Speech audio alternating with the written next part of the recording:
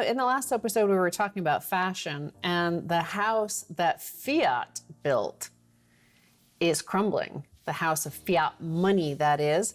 And you can tell that in what Max finally convinced Jamie Dimon here, Bitcoin price could 10x in the next 5 years, says Jamie Dimon, CEO of JP Morgan Chase. Of course, you and I have covered him for years here, even before Bitcoin, about the shenanigans going on at, if you can call it that, shenanigans, we'll say it politely, at JP Morgan. But he was dissing Bitcoin in 2013, 2014, 2015, 2016, 2017, 2018, 2019, 2020, and now in 2021, as you predicted, he capitulated and he's saying, hey, Bitcoin's going to 10x in the next 5 years. Yep.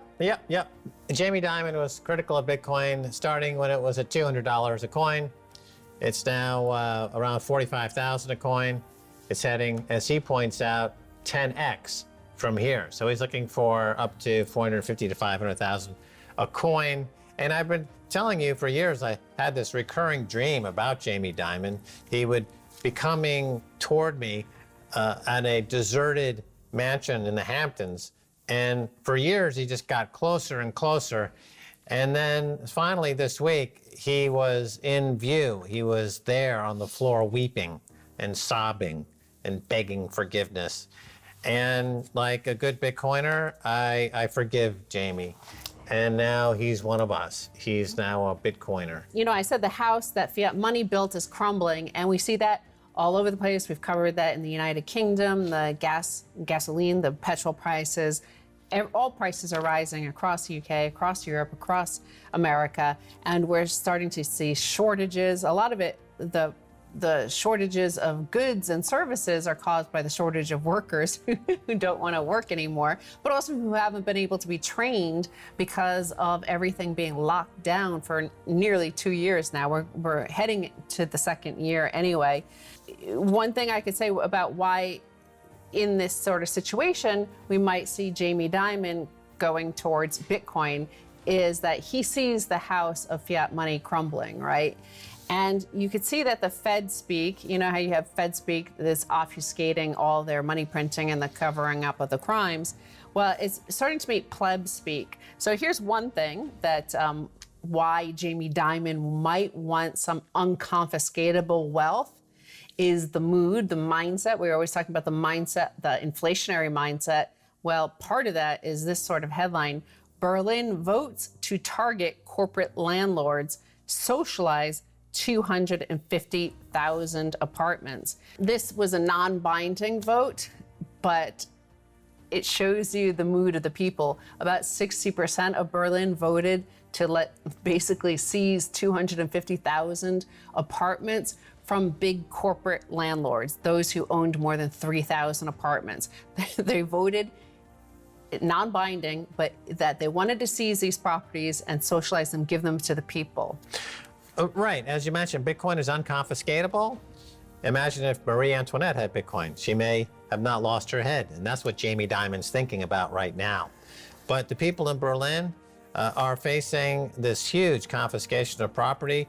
Property can be confiscated. Gold can be confiscated. Silver can be confiscated. All the money at your bank can be confiscated. All of these things have been, are, and will be confiscated. There's only one asset guaranteed to increase purchasing power over time that's unconfiscatable, and that's Bitcoin. And it's great for people who just want to get some wealth for the first time in their lives, like the folks in El Salvador who are putting away 10, 20 bucks at a time. This is the first time they've had unconfiscatable hard money. Or you're Jamie Dimon and you're trying to, hightail it out of Dodge before the pitchforks and guillotines show up. Either one, you're both welcome to join the Bitcoin revolution. Right. So, where we saw an exodus of Bitcoin and Bitcoin miners was from China. And now part of it was having to do with them shutting down miners because they said about electricity and electricity costs. Well, here's a headline which does not bode well for the money printers in the West, because part of what we've been doing, and we've been living off of debt, derivatives, piled on top of that debt, piled on top of our fiat currency rails, and more Fed speak, more and more Fed printing. Now the Treasury is printing, the government is printing. everybody's printing. So everybody's chasing fewer, the same number of goods, but the goods are now shrinking in supply too because of energy prices. Suppliers in China for Apple, Tesla, Intel, Nvidia, Qualcomm, NXP, Infineon, ASE forced to halt production amid energy crackdown. The everything shortage keeps promising to keep getting worse. Amid China's many crackdowns is a crackdown on energy consumption, motivated by a slew of reasons, including, most pressingly, spiking prices for coal and natural gas, particularly liquefied natural gas. China is the second largest importer of LNG behind Japan as Europe and Asia compete for the supply.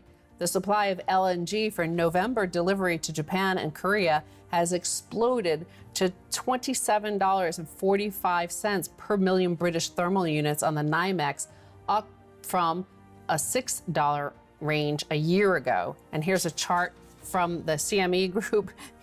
Here's a year ago, and here is now.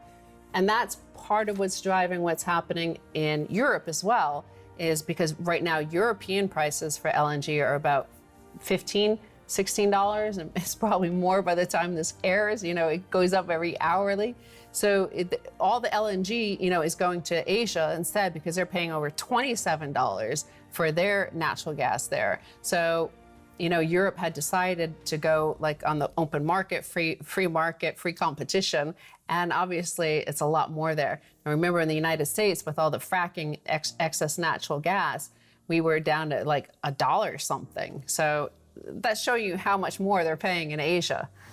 Right, so supply lines are breaking down and costs are going up, price of energy is going up. This has something to do, let's call it inertia.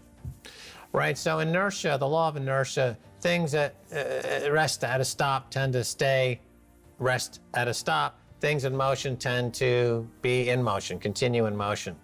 And when you come to a dead stop, like we had in COVID, the energy required to get it moving again is exponentially greater than the energy required before just to keep it rolling and ticking over. Yes. So you have the benefit for decades now of these major economies able to simply print money to keep the wheels of what was a lot of malinvestment going, even though a lot of these projects, the ghost cities in China or the white elephant projects in the United States, they were papered over with money printing.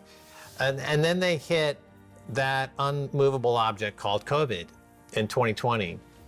And the belief at the time would be, well, we're going to lock everything down, and then when it's safe, we're going to open things up. And there's kind of in people's minds this idea that the energy required to get it started again won't be particularly greater than the energy was required to keep it going before the stoppage.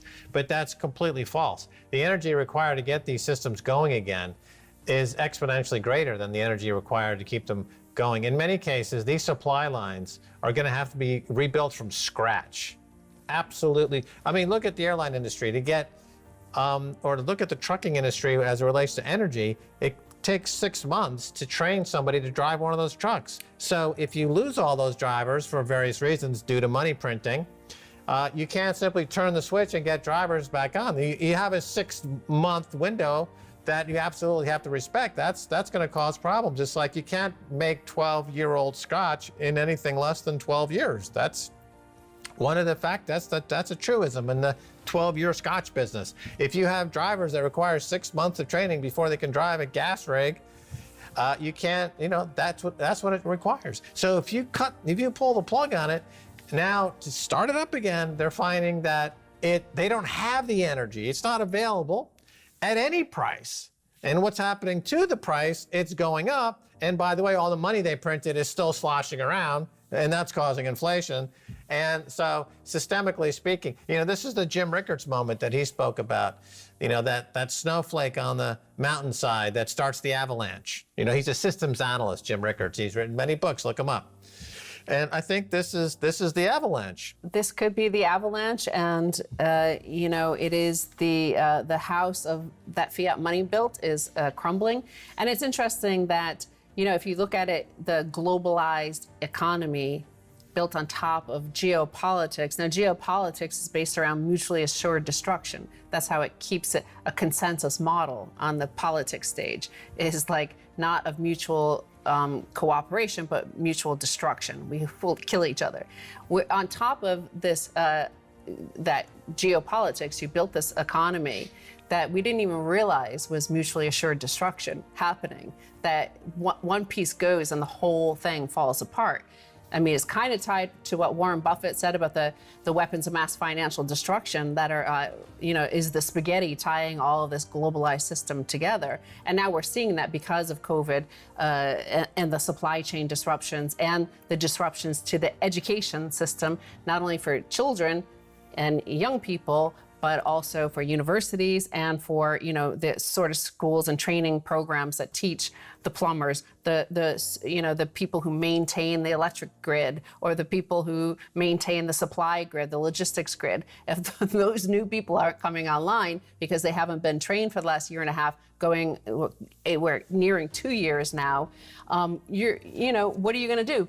Some people say, let's go to India, right? Well, India's massive fleet of coal plants are running dangerously low on stockpiles, which may force the nation to buy expensive shipments of the fuel or else risk blackouts. They may have to buy expensive shipments of the fuel. As we just covered, China is also out there trying to find expensive shipments, and Japan. So everybody's racing to get some of these, there's panic buying on the nation state level. And the next panic buying will be of Bitcoin. Right. Well, the incentives in the traditional economy are not well organized because economics is a social science and not a hard science like physics or chemistry. But Bitcoin is the hard science of money. It is the first time you have algorithmic, mathematically pristine and perfect money. That's the first time in history. And that's why all of this cash sloshing around the system, and there's hundreds of trillions of dollars, it's going to all find its way into Bitcoin. And that's how you get to well over $10 million of Bitcoin.